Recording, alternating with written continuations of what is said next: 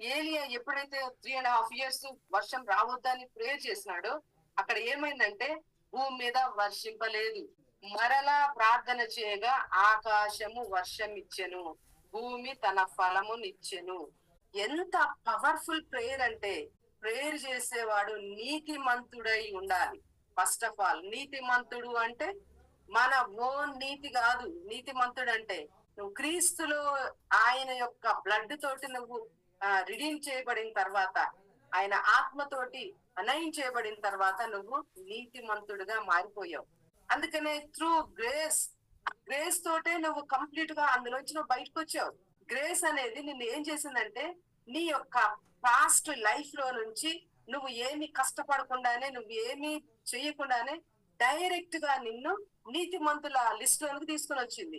అది నువ్వేం చేయలే, మనం ఏం చేయకుండానే నీతిమంతుల లిస్ట్ లోనికి దేవుడు తీసుకొని వచ్చాడు.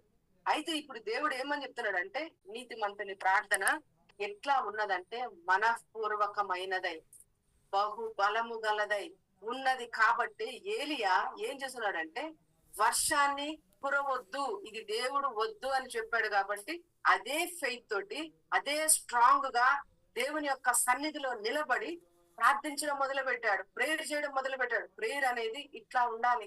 ప్రేయర్ అనేది ఏలియా చేసినట్టు ఉండాలి. నీ ప్రేయర్ అనేది ఒక ఆయుధం లాగా మారాలి. అది ఒక వెపన్, ఒక స్పిరిచువల్ రెలమ్ లో అది ఒక స్ట్రాంగ్ వెపన్.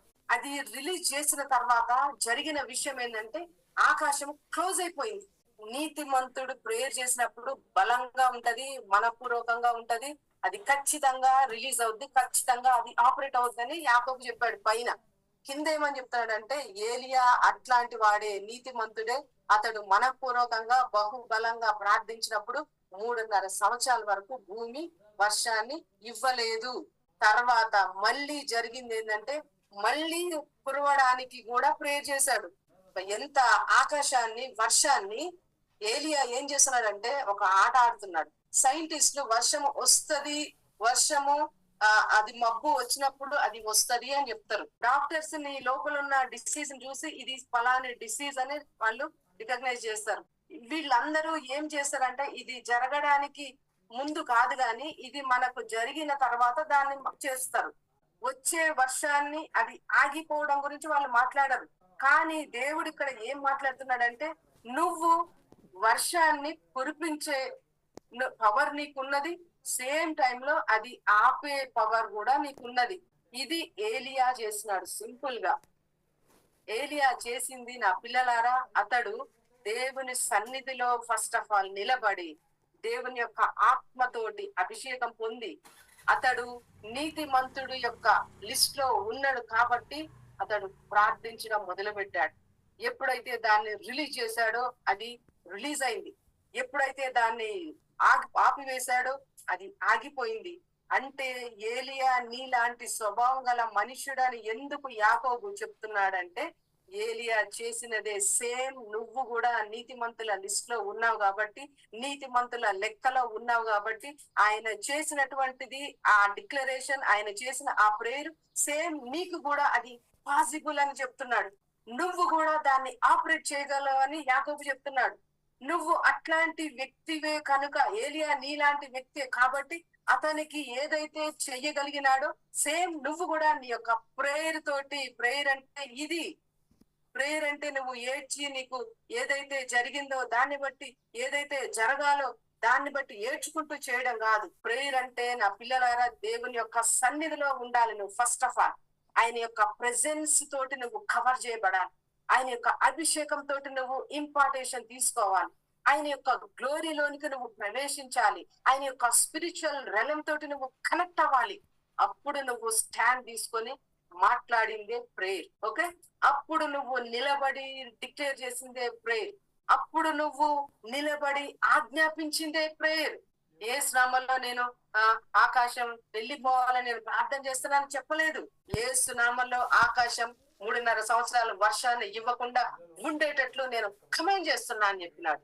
అంటే నీవు 24 hours కూడా అదే రెలంలో ఉంటే, అదే అదే పవర్ తోటి నువ్వు కనెక్ట్ అయి ఉంటే, నువ్వు ఒక ముసుగు వేసుకొని ఒక మోకాళ్ళలోంచి ఒక రూమ్ లో ఉండి చేసినప్పుడే కాదు, కానీ నువ్వు 24 hours ఎక్కడైనా ఆ పవర్ నీ కోసం రిలీజ్ అవుద్ది. నువ్వు రిలీజ్ అయింది ఖచ్చితంగా అక్కడ ఎస్టాబ్లిష్ అవుద్ది. అందుకే పౌలు ఏమని చెప్తున్నాడంటే, మీరు ఎక్కడ ఉన్నా మీ యొక్క పవిత్రమైన చేతులెత్తి ప్రార్థన చేయుడి. నువ్వు ఉన్న ప్లేస్ అనేది ఇంపార్టెన్స్ కాదు, కానీ నువ్వు దేవుని యొక్క యెహోవా సన్నిధిలో నిలబడి రిలీజ్ చేసినప్పుడు ఏదైనా నీకు దేవుడు రివీల్ చేస్తాడు. అది సింపుల్ గా నీకు రివీల్ అవ్వడం ప్రారంభిస్తా. దాని గురించి నువ్వు కష్టపడవు. నువ్వు దాని గురించి ఇది నాకు ఎట్లా, వీళ్ళ పేరు ఎట్లా తెలుస్తుంది, వీళ్ళ గురించి నేను ఎట్లా రివీల్ చేయాలి, వీళ్ళని నేను ఎట్లా నేను నా నా నా నా గ్రిప్ లోనికి తెచ్చుకోవాలి అని నువ్వు ఎప్పుడు కూడా ప్రయత్నించవు. నువ్వు దేవుని సన్నిధిలో ఉండి నువ్వు రిలీజ్ చేసే ప్రతిదీ కూడా అది ఇన్నర్ వరల్డ్ నుంచి ఔటర్ ప్రపంచంలోనికి అది డెమాన్స్ట్రేట్ అవుద్ది. అప్పుడు ఆటోమేటిక్ గా మిరకల్స్ అన్నవి రిలీజ్ అవ్వడం ప్రారంభిస్తాయి. అద్భుతాలు ఆటోమేటిక్ గా ఓపెన్ అవ్వడం ప్రారంభిస్తాయి. దేవుడు నీ యొక్క ఇన్సైడ్ లో తన యొక్క అభిషేకం ద్వారా నువ్వు మాట్లాడిన ప్రతిదీ కూడా అది నీ యొక్క ఫిజికల్ ఐస్ తోటి నువ్వు చూసేటట్లు అవన్నీ నీ లైఫ్ లో ఎస్టాబ్లిష్ అవ్వడం రిలీజ్ అవుతాయి.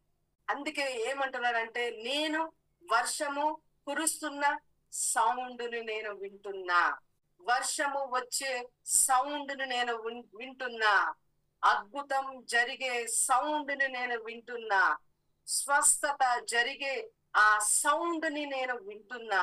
ఈ మేడ గదిలో అదే సౌండ్ వచ్చింది, అదే ఎయిర్ విండ్ వచ్చింది. అర్థమవుతుందా? ఆ గాలి బలమైన ధ్వని అన్నది పుట్టింది అక్కడ. ఆ ధ్వని ఎప్పుడైతే ఈ యొక్క రూమ్ లోనికి వచ్చిందో ఆ మేడ గదిలో ఉన్న వాళ్ళందరూ కూడా ఆ యొక్క గాలితోటి కనెక్ట్ అయిపోయారు.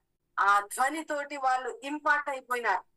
వెంటనే అక్కడ వాళ్ళు అన్నోన్ టంగ్స్ ని మాట్లాడడం మొదలు పెట్టారు.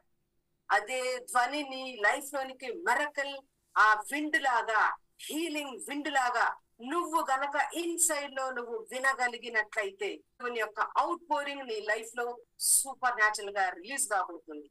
యేసునామములో నేను అటువంటి ఆ ధ్వనిని నేను నీ యొక్క ఇయర్స్ కి వినబడి అవుట్ సైడ్ లో మేనిఫెస్ట్ అయ్యేటట్లు నేను కమాండ్ చేస్తాను.